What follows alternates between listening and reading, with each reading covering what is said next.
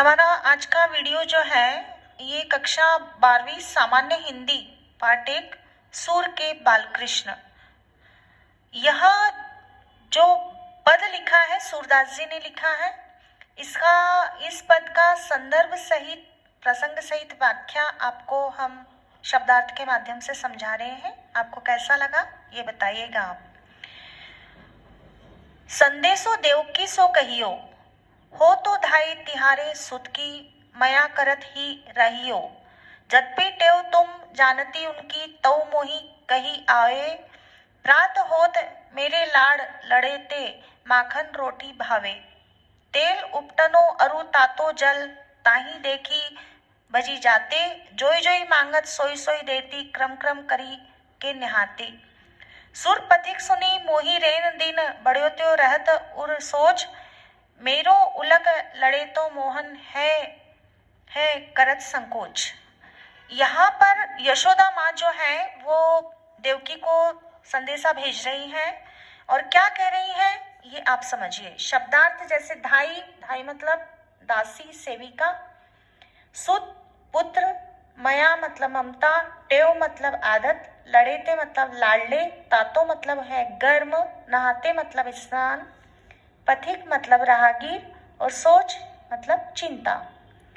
तो संदर्भ में आप यहाँ जो संदर्भ प्रस्तुत पद्यांश जो है सूर के बालकृष्ण पाठ से उद्धृत किया गया है और इसकी रचयिता जो हैं वो सूरदास जी हैं।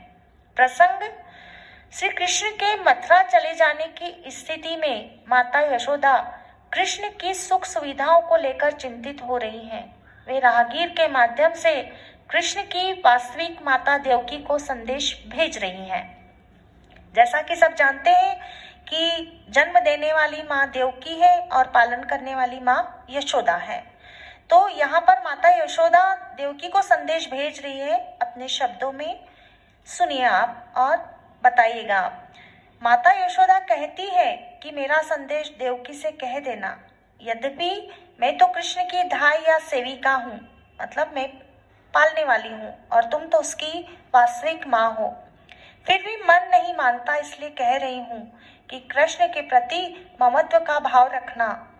कृष्ण की आदतों से तुम परिचित हो, फिर भी कह रही हूँ कि मेरे लाडले कृष्ण को प्रातः काल मक्खन रोटी अच्छी लगती है।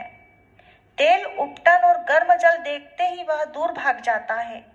जब मैं उसे बहला फुसलाकर वस्तुएं देती हूँ तब जाकर वह स्नान करता है। हे राहगीर, मुझे तो रात दिन इस बात की चिंता हो रही है कि मेरा लाडला कृष्ण कहीं मथुरा जाकर संकोचवश अपनी मन की बात कह नहीं पा रहा होगा।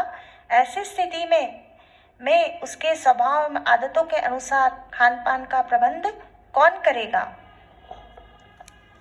इस पद के माध्यम से माँ यशोदा जो है अपने लाडले कृष्ण की जो भी बचपन की जो लीलाएं हैं उसको देवकी को बताना चाह रही है कि उन्होंने कृष्ण की परवरिश, कृष्ण का पालन पोषण कैसे किया है। तो इस पद के माध्यम से वो कृष्ण की जो बाल लीलाएं हैं, कृष्ण जब नहाते थे, खाना खाते थे तो कैसे माँ यशोदा को परेशान करते थे और माँ यशोदा किस तरीके से उन्हें प्रलोभन देती थी और किस तरीके से जो रोज का जो भी उनका नहाने का है, खाने का है, किस तरीके से माँ यशोदा उन्हें प्रलोभन देकर सारे काम आसानी से करवा लेती थी। हालांकि माँ यशोदा जानती है कि देवकी माँ है और माँ सर्वगुण संपन्न होती है अपने लाडलों की परवरिश करने के लिए, फिर भी माँ का ममत्व देखिए आप कि माँ यशोदा जो है वो अपने संदेश के माध्यम से अपने विचारों को व्यक्त कर रही है।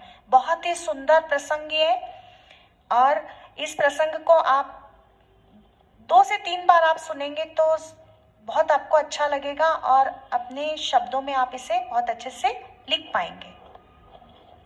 को दूसरा पद्यांश आपको हम समझा रहे हैं। ये मैं आपको मोस्ट टाइम पे जो पद्यांश है उन्हीं का अर्थ मैं आपको समझा रही हूँ। आप समझिए, ये है शौर्य गाथा। शिवाजी से संबंधित यह पाठ है। साजी चतुरंग सेन अंग में उमंगधारी, सर्जा शिवाजी जंग जीतन चलत है। भूषण भनत नाद बिहत नगारन के, नदी नद मद गेबरन के रलत है। एल फेन खेल भेल खलक में गेल गेल, गजन की ठेल पेल सेल उसलत है। तारो सो तरनी धुरी धरावे में लगत जिमी, थारा पर पारा पारावार हो हलत है। यहाँ पर जब शिवाजी युद्ध के लिए प्रस्थान करते हैं तो उस जो स्थिति वहां की बनती है उसका वर्णन यहाँ पर कवि ने किया है।